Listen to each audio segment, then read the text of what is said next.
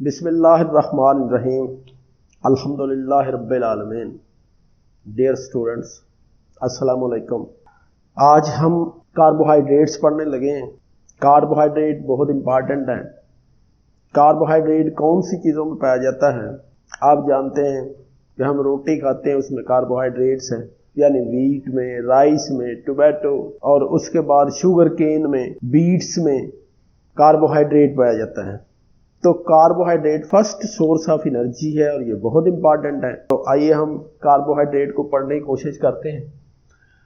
जैसा कि नाम से जाहिर है, कार्बो मीन कार्बन और हाइड्रेटेड मीन वाटर।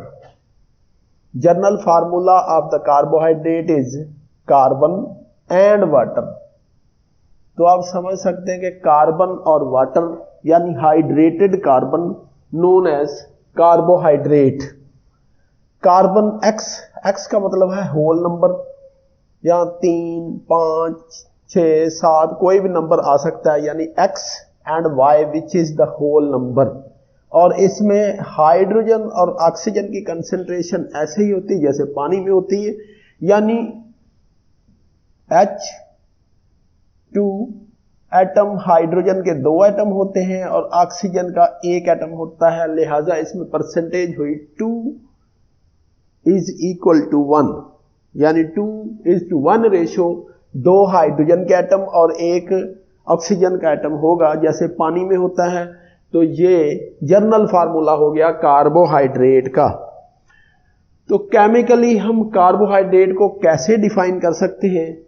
ये डेफिनेशन है जो कि बहुत इंपॉर्टेंट डेफिनेशन है कि पॉलीहाइड्रॉक्सी एल्डिहाइड और ketone are complex substances which yield polyhydroxy aldehyde or ketone subunits on hydrolysis। बच्चों, इसमें 2 इंपॉर्टेंट पॉइंट आ गए। पॉलीहाइड्रॉक्सी, हाइड्रोक्सिल आयन ये होता है, OH ion is the hydroxyl ion. Polyhydroxyl का मतलब है कि बहुत ज्यादा OH आयन इसमें मौजूद होते हैं। और जब हाइड्रोलिसिस होती है, हाइड्रोलिसिस का मतलब होता है break down of the complex molecule with the help of water is called hydrolysis. तो यहां मैं लिखता हूं hydrolysis, break down of complex molecules with the help of water is called hydrolysis। यानी कि पॉलीहाइड्रॉक्सी एल्डिहाइड। अब दूसरा पॉइंट आप समझोगे, एल्डिहाइड और केटोन क्या है? केमिस्ट्री में आपने 2 ग्रुप पढ़े होंगे। एक ग्रुप होता है एल्डिहाइड यानी C डबल बॉन्ड O, और जनरल ग्रुप या alkyl group and hydrogen. This is the Aldo group और एल्डिहाइड ग्रुप। इसको क्या कहेंगे? Aldo group. और एक दूसरा ग्रुप होता है कीटो ग्रुप। कीटो ग्रुप मैं यहां लिखता हूं C double bond O, R and R, यानी कीटो ग्रुप कार्बन के 2 साइड पे जनरल ग्रुप होगा या अल्काइल ग्रुप होगा या कोई भी ग्रुप अटैच हो सकता है जिसको हम कहते हैं R। जबकि एल्डो ग्रुप में सिर्फ एक तरफ अल्काइल ग्रुप होगा या जनरल ग्रुप होगा, दूसरी तरफ हाइड्रोजन ग्रुप होगा। ये 2 ग्रुप आप अच्छी तरह याद कर लोगे कि कीटो ग्रुप और एल्डो ग्रुप। दोबारा देखेंगे डेफिनेशन को। पॉलीहाइड्रॉक्सी यानी मैनी OH ग्रुप, किस चीज के? एल्डिहाइड के या केटोन के या किसी और कॉम्प्लेक्स सब्सटेंसेस के। जब वो कॉम्प्लेक्स सब्सटेंसेस हाइड्रोलाइज होगी, ब्रेक डाउन होगी, तो क्या वो प्रोड्यूस करेगी? पॉलीहाइड्रॉक्सी एल्डिहाइड और ketone sub unit. Polyhydroxy aldehyde ketone sub unit बन जाएंगे। ये तारीफ है जो कि आप अच्छी तरह याद कर लोगे। ये जो मैंने पॉइंट बताए हैं इनको याद करने की कोशिश करोगे। इसके बाद कि इसका सोर्स क्या है, कार्बोहाइड्रेट हमें कहां से हासिल होती है। Carbohydrate mostly obtained from the green plants. कहां से हासिल होती है? ग्रीन प्लांट्स, सब्ज पौधों से। कैसे हासिल होती है? With the help of photosynthesis. आप जानते हैं, बहुत दफा पढ़ चुके हैं कि जब कार्बन डाइऑक्साइड वाटर के साथ मिलती है, सूरज की रोशनी और क्लोरोफिल की मौजूदगी में बना देती है ग्लूकोज C6H12O6 और साथ ऑक्सीजन ऑब्टेन्ड होती है। तो ये आप इक्वेशन याद करोगे, this is the main source of the carbohydrate and this glucose which is obtained from the green part of the plant and this will synthesize with the help of photosynthesis. Carbon dioxide chemically react with the water, then produce glucose and oxygen is obtained, but this process occur in the presence of sunlight and chlorophyll and this is the energy consuming process. देखो, सूरज की रोशनी कहां से आती है? सूरज से। इसका मतलब सूरज की रोशनी यहां यूज हो रही है। जब यूज हो रही है तो ये कंपाउंड क्या करेंगे? जब कार्बन डाइऑक्साइड वाटर से मिलेगी तो ये एनर्जी को यूज करके क्या बनाएंगे? ग्लूकोज और ऑक्सीजन बनाएंगे। आपको पता है oxygen which is the most important for the respiration both in plants as well as in animals. इंशाल्लाह आप याद करोगे, राइट। नेक्स्ट है क्लासिफिकेशन कि कार्बोहाइड्रेट की कितनी टाइप्स हैं, या इसको कैसे क्लासिफाई किया जा सकता है। Carbohydrate are classified into 3 major groups. Number 1 monosaccharides, number 2 oligosaccharide, number 3 polysaccharides. Polysaccharides अच्छी तरह ज़हन नशीन कर लोगे कि carbohydrate which is classified into 3 groups. Number 1 monosaccharides, number 2 oligosaccharides, number 3 polysaccharides.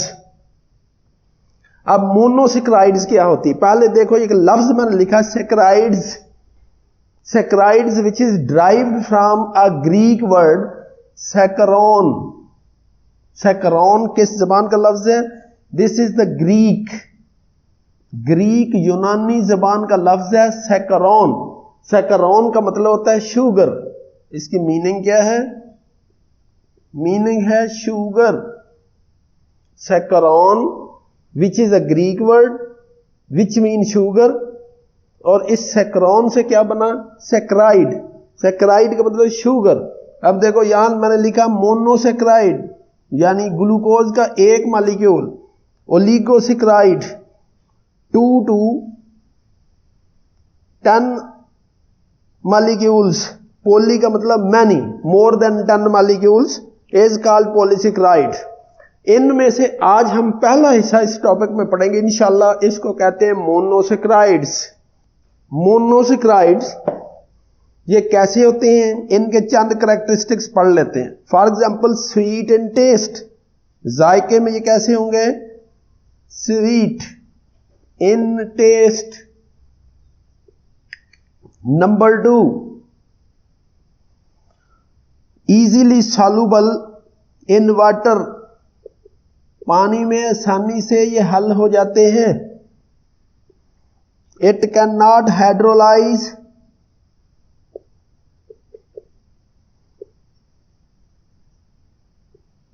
यानी मजीद इसको तोड़ा नहीं जा सकता।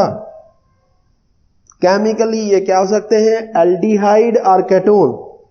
केमिकली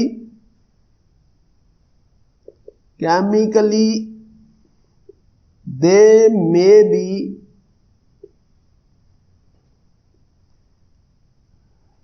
एल्डो शुगर और कीटो शुगर। ये एल्डो शुगर हो सकती है या कीटो शुगर हो सकती है।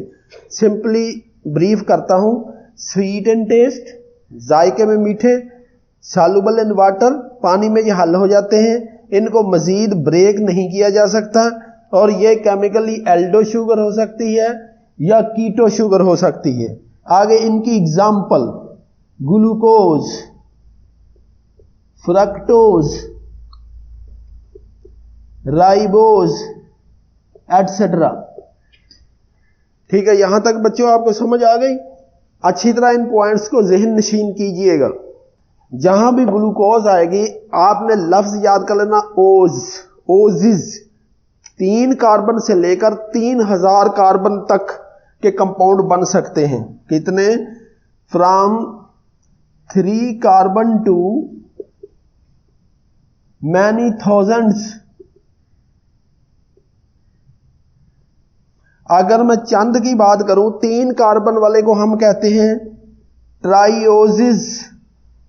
आप याद रखोगे ओजिस 3 कार्बन वाला ट्राइओजिस, 4 वाला टेट्रोजिस, 5 वाला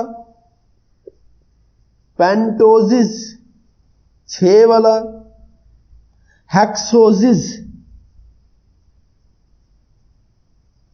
7 वाला हेप्टोजिस। इसी तरह अगर 8 वाला होगा तो हेप्टोजिस, 9 वाला होगा नोनोजिस। और आपकी बुक में यही है ट्राइओजिस, टेट्रोजिस, पेंटोजिस, हेक्सोजिस, हेप्टोजिस। यानी इसमें कार्बन कितने होंगे? 3, इसमें कार्बन 4, इसमें कार्बन 5, इसमें कार्बन 6 और इसमें कार्बन नंबर 7 होंगे।